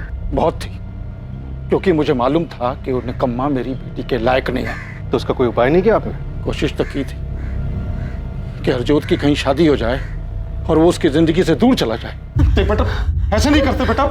सिवाय इसके कि आप लोग मुझे शादी के लिए मजबूर नहीं करोगे। बोलो नहीं करोगे। देखो उस दिन के बाद मैं इतना डर गया था कि उसके बाद कभी हरजोत से शादी के बारे में बोलिए नहीं। तो इस प्रॉब्लम से बचने के लिए करण का मर्डर करवा देना सबसे अच्छा उपाय है। उपाय तो अच्छा है जी, पर मैंने मारा नहीं उसे, क्योंकि मुझे पता था कि उसके बाद हरजोत कभी मुझे माफ नहीं करती। सर हरजोत करण से बहुत प्यार करती है सर। और करण? करण उससे प्यार नहीं करता था, वो सिर्फ उसे यूज कर रहा था। हरजोत को ये पता था? पता नहीं सर। मान लो अगर हरजोत को पता था कि करण उसे यूज कर रहा है, तो क्या हरजोत करण को नुकसान पहुंचा सकती थी? नहीं सर, कभी नहीं सर। वो तो करण से बहुत प्यार करती थी सर। तुम लोगों को पता नहीं है, 80% क्राइम प्यार करने वाले ही करते हैं। सर हम दोनों बचपन से बेस्ट फ्रेंड थे और करण ने प्यार व्यार की बात करके सब खराब कर दिया। ये बात मैंने बड़े प्यार से उसे समझाई भी थी, पर वो सुनने को तैयार ही नहीं था। हाँ बोल, क्या बोलना था तेरे को? बरखा मैं तुमसे देख करण, तुझे जो कुछ भी बोलना है ना जल्दी बोल। मुझे कॉलेज के लिए लेट हो रहा है, प्रोजेक्ट सबमिट करना है। बहुत प्यार करता हूँ मैं तुमसे और अपनी पूरी लाइफ तुम्हारे साथ बिताना चाहता हूँ। देख करण, हम बचपन से बेस्ट फ्रेंड हैं, पर सिर्फ फ्रेंड है। मैं तुझे बॉयफ्रेंड की तरह नहीं देख सकती यार। देख मैं भी तुझसे बहुत प्यार करती हूँ, पर सिर्फ फ्रेंड वाला। प्रॉब्लम क्या है मुझ में? करण तुझ में कोई प्रॉब्लम नहीं, तू बहुत अच्छा लड़का है। तुझे मुझसे भी ज्यादा अच्छी लड़की मिल सकती है, पर तुझे पता है ना कि मेरे पापा कैसे हैं। अगर उन्हें इस सब के बारे में पता चल गया तो घर में हंगामा हो जाएगा। लेकिन बरखा। करण प्लीज प्लीज मुझे अपने दिमाग से निकाल दे, हमारा कुछ नहीं हो सकता। सर मेरे इतने समझाने के बाद भी करण ने मेरी एक बात नहीं सुनी। उसने मुझे परेशान करना बंद नहीं किया, वो मेरा पीछा करने लगा। दिन ब दिन उसकी हरकतें बढ़ती ही जा रही थी सर, और एक दिन तो उसने हद ही कर दी। बरखा। करण तू यहाँ पे क्या कर रहा है? क्या हुआ, क्यों चिल्ला रहे हो? कल मुझे आपसे बात करनी है। घुमा फिरा के नहीं कहूंगा, सीधे सीधे बोलता हूँ मैं बरखा से प्यार करता हूँ। हमेशा खुश रखूंगा इसको मैं, और ये भी मुझसे उतना ही प्यार करती है, लेकिन आपके डर से बोलते नहीं है कभी। पापा ये झूठ बोल रहा है, मैं इससे कोई प्यार व्यार नहीं करती पापा। मैंने इससे कभी नहीं कहा कि मैं इससे प्यार करती हूँ। ये झूठ बोल रहा है पापा। शगुन, पापा इसकी बात मत सुनिए। इसको अंदर लेके जाओ। अभी की अभी मेरे घर से निकल जा और दोबारा कभी दिखाई मत देना। भूल जा बरखा को। चल निकल, निकल बाहर। सर उसकी वजह से मेरी पढ़ाई, मेरा करियर सब बर्बाद हो गए। उसने मेरी जिंदगी तबाह कर दी सर। उसने तुम्हारी जिंदगी बर्बाद कर दी और तुमने उससे बदला लिया उसका मर्डर करके। क्या? सर मैंने ऐसा कुछ नहीं किया, मैंने नहीं मारा उसे। करण को मारने का मकसद था तुम्हारे पास, और उसका मर्डर तब हुआ जब तुम अपने माँ बाप के पास आई हो। मेरी मम्मी की तबीयत खराब चल रही है, इसीलिए मैं यहाँ पे आई हूँ सर। सर हम आपको ये कैसे बता सकते हैं सर कि बरखा करण का मर्डर कर सकती है या नहीं? हरजोत को छोड़कर उसके पिता दिलबाग और बरखा के अलावा और किसे करण से प्रॉब्लम थी? पता नहीं सर, हमें जो कुछ पता था हमने आपको सब सच सच बता दिया।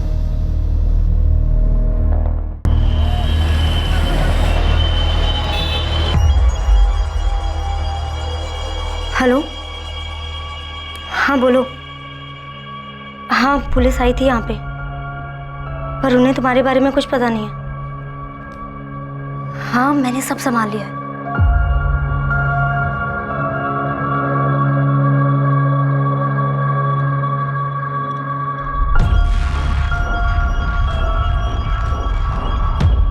अफसोस बेटा, मुझे मालूम है तू बहुत दुखी है, लेकिन सुबह से तूने कुछ भी नहीं खाया। थोड़ा कुछ खा ले।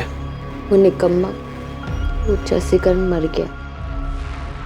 अभी खुश हैं आप? कहना क्या चाहती तू?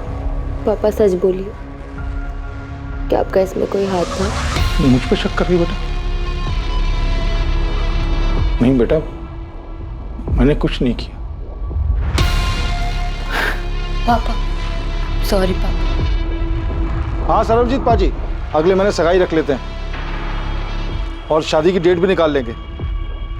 आप शादी की तैयारी करो। हाँ जी, हरजोत मान गई है शादी के लिए। मम्मी ये लीजिए दवाई।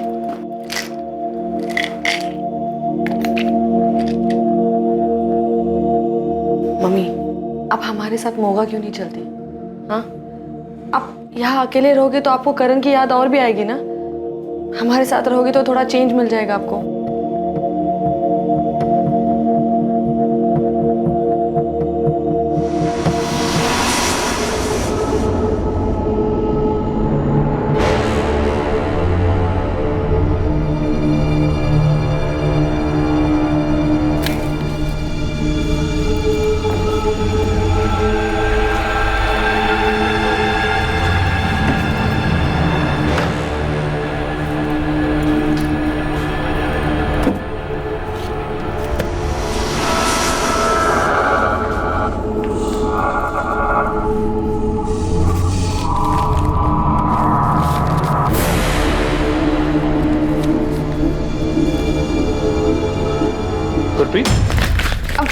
हाँ? तुम यहाँ करण के रूम में क्या कर रही हो? और इस एनवेलप में क्या है? कुछ नहीं, बस ऐसे ही। वो मैं मम्मी के मेडिकल रिपोर्ट्स लेने आई थी। मगर मम्मी जी की मेडिकल रिपोर्ट्स तो मम्मी जी के रूम में होंगे ना? हाँ, पता नहीं मुझे क्या हो गया, मेरे दिमाग ने ना जैसे काम करना ही बंद कर दिया। आप चलिए ना, मैं ये सब ठीक करके आती हूँ।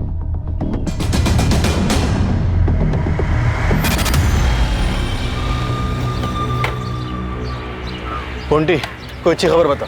कुछ पता चला करण के बारे में? साहब करण के बारे में तो नहीं, बरखा के बारे में जरूर कुछ पता चला। क्या? सर करण से नफरत तो इसलिए नहीं करती थी कि उसका कॉलेज छूट गया था, उसकी पढ़ाई छूट गई थी, बल्कि वो एक लड़के से प्यार करती थी और साहब वो दोनों शादी करने वाले थे। लेकिन करण के ड्रामेबाजियों की वजह से उनके बाप ने उसकी शादी कहीं और कर दी। और असली खबर साहब ये है कि इन दोनों का अफेयर अभी भी चल रहा है। कौन है ये लड़का और कहाँ रहता है? निहाल अहलूवालिया, रणबीरपुर में रहता है। लेकिन बरखा के कॉल रिकॉर्ड में हमें किसी निहाल अहलूवालिया का नंबर नहीं मिला। तो क्या ये बरखा 2 नंबर यूज कर रही है? हाँ साहब, क्योंकि खबर पक्की है, उन दोनों का चक्कर अभी भी चल रहा है। और बरखा की शादी के बाद निहाल बौखला गया। हाँ सर, मैंने मारा था उस साले को। रामनाथ, खाना ही। सॉरी सर, पर सब खत्म कर दिया था उसने। कितना कुछ सोचा था मैंने। मैं नौकरी ढूंढ रहा था, सोचा कि एक अच्छी नौकरी मिलेगी तो बरखा के बाप से उसका हाथ मांग लूंगा। लेकिन उससे पहले ही करण ने तमाशा कर दिया और बरखा की शादी किसी और से हो गई। 5 सितंबर की रात को कहाँ था तू? सर मैं घर था अपने। साले, अगर तू घर पे था तो जिस वक्त जिस रात करण का मर्डर हुआ, तेरा फोन वहां पे क्या कर रहा था? सर मैं सच बोल रहा हूँ सर, मैंने करण को नहीं मारा। सिर्फ तूने नहीं, तूने और तेरी गर्लफ्रेंड बरखा दोनों ने मिलकर मारा है। तूने पहले से प्लानिंग कर रखी थी, जब बरखा अपने माँ बाप के घर जाएगी तुम दोनों मिलकर करण का मर्डर करोगे, है ना?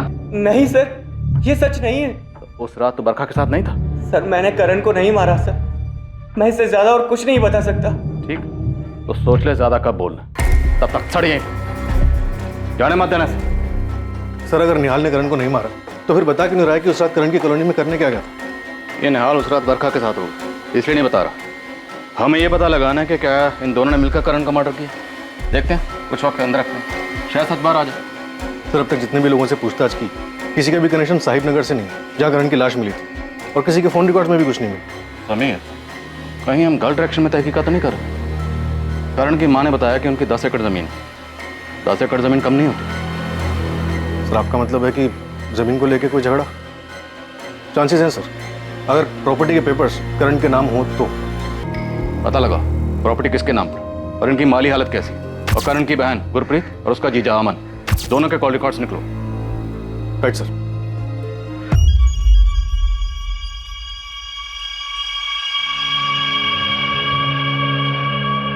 बरखा, तेरी माँ की तबीयत अब ठीक है, तो अपनी पैकिंग कर और ससुराल जाने की तैयारी कर ले। पापा मम्मी की तबीयत अभी ठीक है, पर पूरी तरह से नहीं ठीक है पापा। जितना बोलना है उतना कर। मिठाई का डिब्बा तो ठीक ठाक रख दिया ना? जी रख दिए, पर आपको नहीं लगता आप कुछ ज्यादा ही जल्दी कर रहे हैं? हरजोत को पता चलेगा ना तो। तू टेंशन मत ले, शादी की तैयारी कर, हरजोत को मैं संभाल लूंगा। हाँ, जमीन करण के नाम पर थी, लेकिन मैं बस अपना हिस्सा मांग रही थी। और इसका मतलब ये थोड़ी ना कि मैं अपने भाई का मर्डर कर दूंगी। तब भी नहीं, जबकि आपके हस्बैंड की माली हालत बहुत खराब है, पैसों की तंगी और वो खुद का बिजनेस शुरू करना चाहते हैं। हाँ, मैंने बिजनेस का पूरा प्लान बना लिया था। अगर वो शुरू हो जाता, चल जाता, तो हमारी लाइफ बन जाती। लेकिन शुरू नहीं हो पाया, है ना? क्योंकि करण ने प्रॉपर्टी में हिस्सा देने से साफ मना कर दिया था। हाँ, क्योंकि उसे अपने अलावा और कुछ नहीं दिखता था। वो सारी प्रॉपर्टी, सारा पैसा नशे में उड़ा देना चाहता था। और इस बात का बहुत गुस्सा था? नहीं, गुस्सा नहीं था, पर पूरा तो लगा था। मैंने तो गुरप्रीत को ये भी बोल दिया था कि कोई जरूरत नहीं उसे हिस्सा मांगने की या पैसे मांगने की। गुरप्रीत अगर वो हिस्सा नहीं देना चाहता तो रहने दो ना, बेकार मैं उसके पीछे मत पड़ूं। क्यों रहने दूं मैं? हाँ, वो मेरे पापा की प्रॉपर्टी है, मेरा भी उसमें बराबर का हिस्सा है। मैं अपना हिस्सा क्यों छोड़ूं? और वैसे भी मैं पैसे उड़ाने के लिए थोड़ी ना मांग रही हूँ, मैं तो हमारे बिजनेस के लिए मांग रही हूँ ना। हाँ, मुझे पता है, पर मैं ठीक ठाक कर रहा हूँ ना, और सब सही चल रहा है। अमन, आप क्यों नहीं समझ रहे? वो ये सारे पैसे ड्रग्स में उड़ा देगा, सब कुछ बर्बाद कर देगा। नहीं, मैं ऐसा नहीं होने दूंगी, कभी नहीं। हाँ, मैं मानता हूँ कि गुरप्रीत को हिस्सा चाहिए था, और करण से गुस्सा थी कि करण घर के सारे पैसे नशे में बर्बाद करा था। पर गुरप्रीत करण की बहन है, वो अपने छोटे भाई को कैसे मार सकती है? अमन, जब बात प्रॉपर्टी पे आ जाती है ना, तो अच्छे अच्छे साधु भी डाकू बन जाते हैं। होते होंगे सर, पर गुरप्रीत ऐसी बिल्कुल भी नहीं है। तुम्हारी और करण की बिल्कुल भी नहीं बनती थी ना? हाँ, वो मुझे पसंद नहीं करता था, क्योंकि मैंने और गुरप्रीत ने उसके पापा की मर्जी के खिलाफ शादी की थी। लेकिन मैंने करण को नहीं मारा, और ना ही गुरप्रीत ने मारा। नहीं सर, ना मेरी बेटी ना मेरा दामाद, दोनों ही ऐसा नहीं कर सकते। वजह ही नहीं है उनके पास ऐसा कुछ करने की। उनके पास वजह नहीं है तो किसके पास? क्या पता। करण के दोस्त तेजपाल ने बताया कि मर्डर वाली रात करण बाहर खाना खाने वाला था। क्या कोई ऐसी फिक्स जगह थी जहाँ अक्सर करण खाना खाने जाता था? हाँ जी, हमारी कॉलोनी के बाहर ना एक गुड्डू दा ढाबा है, करण अक्सर वहीं जाया करता था। तो मर्डर वाली रात भी करण वहीं गया होगा खाना खाने के लिए? ओ साहब जी, ये तो मुफ्तखोर है। वो खाना खाने हमेशा यहीं आता है, और 100 में से 80 बार तो इसके पास पैसे नहीं होते। उस रात भी यही हुआ था।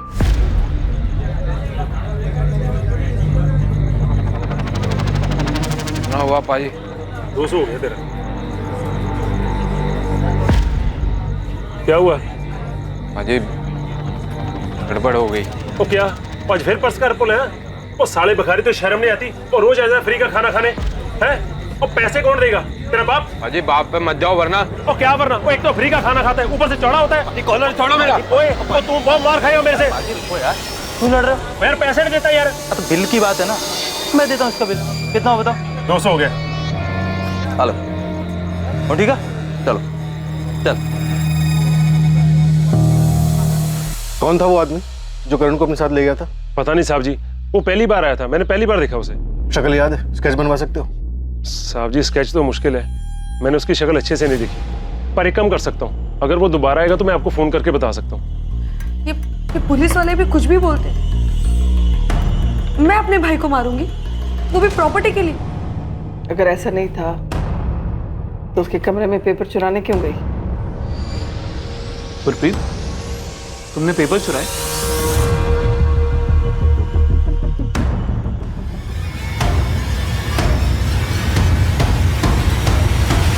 किसने मर्डर किया था करण का? क्या बरखा और निहाल ने, जिनके प्यार के बीच करण आ गया था? या हरजोत ने, जो बचपन से ही करण से प्यार करती थी लेकिन करण सिर्फ उसका इस्तेमाल कर रहा था? या फिर कातिल कोई अपना ही करीबी था, शायद करण की अपनी बहन गुरप्रीत, जो जायदाद में हिस्सा चाहती थी?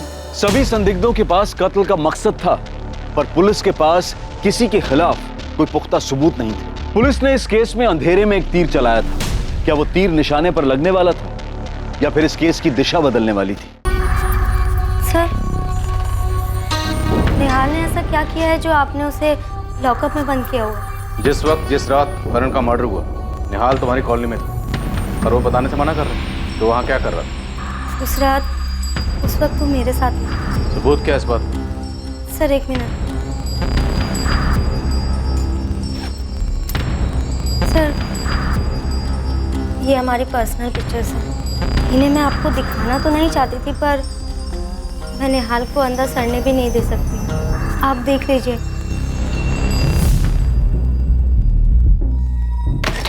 सर, एक जबरदस्त खबर मिली है। इंद्रजीत चड्डा नाम का हिस्ट्री शीटर है साहब, पिछले हफ्ते 3 लाख की फिरौती उठाई है। फिरौती किसकी है साहब कह नहीं सकता, करण की या किसी और की। कहाँ मिलेगा इंद्रजीत चड्डा?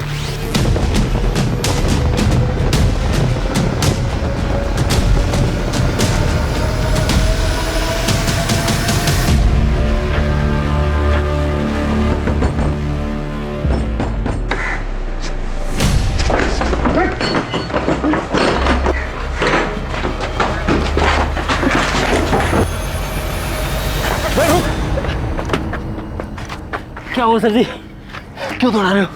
चल थाने, अब हमारा डंडा तुझे दौड़ाएगा।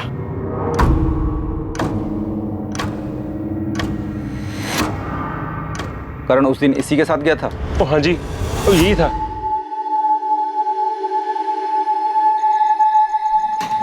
भाई कौन हो आप? मैं जानता हूँ आपको। नहीं, बस इतना समझ ले कि थोड़ी इंसानियत बची है मेरे में, और तुझसे एक छोटा सा काम भी था, इसलिए तेरी मदद की मैंने। मुझसे क्या काम होगा? कुछ खास नहीं, बस पता चला कि तू ड्रग्स लेता है, इसीलिए। पुलिस वाले हो क्या? अरे डर मत, पुलिस वाला नहीं। एक्चुअली मैंने अभी भी अपना ड्रग्स का धंधा शुरू किया, तुझे भी कुछ हो तो बोल दे। बोल दूंगा, लेकिन स्टफ अच्छा होगा तभी। 1 नंबर स्टफ है मेरे पास, 1 नंबर। ट्राई करेगा? अभी है? ट्राई करवा सकता हूँ, लेकिन तुझे मेरे साथ साहिब नगर तक चलना पड़ेगा, क्योंकि मैं मेरा सारा धंधा वहीं से ही ऑपरेट करता हूँ।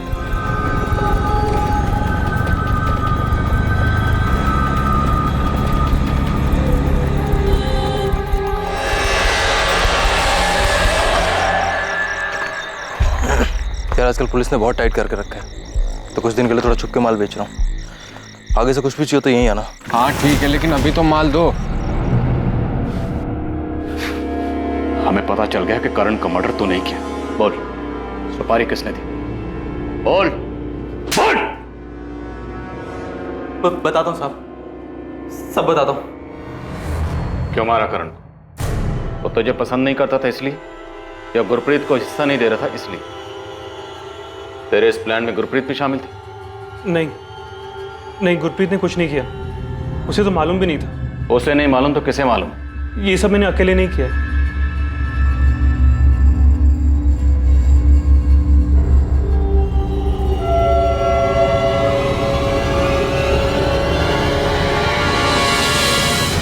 ऐसा क्या हुआ था कि करण की जान लेने की नौबत आ गई?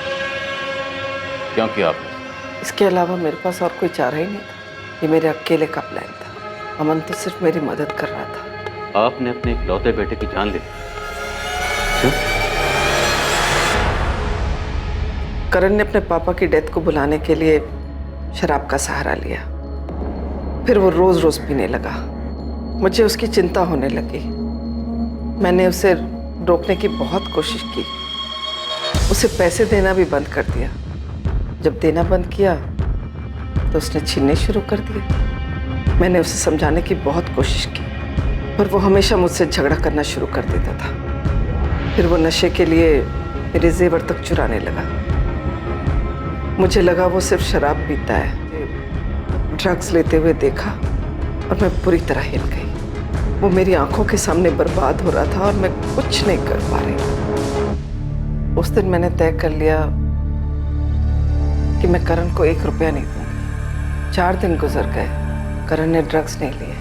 मुझे लगा करण ड्रग्स छोड़ सकता है, वो ड्रग्स छोड़ रहा है और मैं उसकी मदद कर रही हूँ, लेकिन उसका नतीजा इतना भयानक हो सकता है, ये तो मैंने सपने में भी नहीं सोचा था।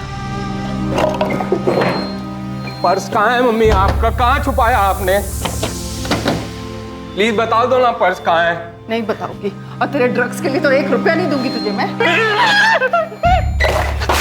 क्या कर रहे हैं? मैं बोल रहा हूँ, मुझे गुस्सा मत दिलाओ, शांति से बता दो कहाँ रखा है पर्स। 1 रुपया नहीं दूंगी, तुझे जो करना है तू कर ले। करण ने मुझे मार मार कर मेरे हाथ पैर और पसलियां तोड़ दी।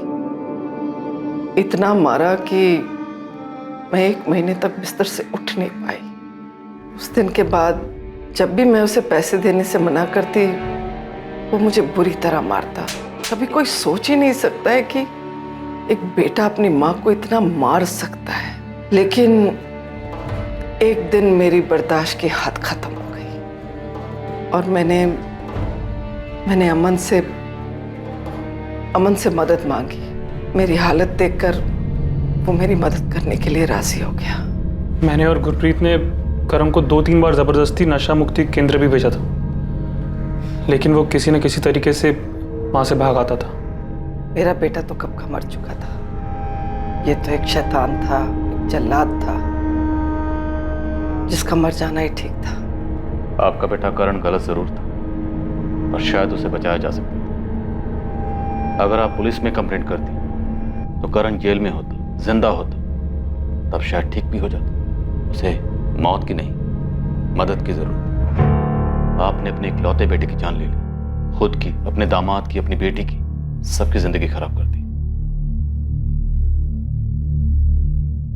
आरोपियों को आईपीसी की धारा 302 के तहत कत्ल के लिए, धारा 34 के तहत षड्यंत्र के लिए और धारा 201 के तहत सबूत मिटाने के लिए गिरफ्तार किया गया है। हरलीन के मुताबिक उसके पास अपने बेटे करण को बचाने का कोई रास्ता नहीं था, लेकिन ऐसे केसेस में प्यार और धैर्य के साथ लगातार कोशिश करते रहना ही एक सही तरीका है ड्रग एडिक्ट्स की मदद करने के लिए। क्योंकि अलग करना समस्या का हल नहीं है, बल्कि उन्हें अपनाकर जीवन के प्रति सही दिशा दिखाकर बेजार होने से बचाना ही इसका सही उपाय है। अब मैं अनूप सोनी आपसे विदा लेता हूं। फिर मुलाकात होगी एक और नए केस के साथ। देखते रहें क्राइम पेट्रोल सतर्क, सोमवार से शुक्रवार रात 11 बजे। और याद रखें, क्राइम और आपके बीच में सिर्फ इतना फर्क है कि आप कितने सतर्क हैं। सतर्क रहें, सुरक्षित रहें। जय हिंद। इस तरह के और भी एपिसोड देखने के लिए हमारे चैनल को सब्सक्राइब करें और बेल आइकन दबाना ना भूलें।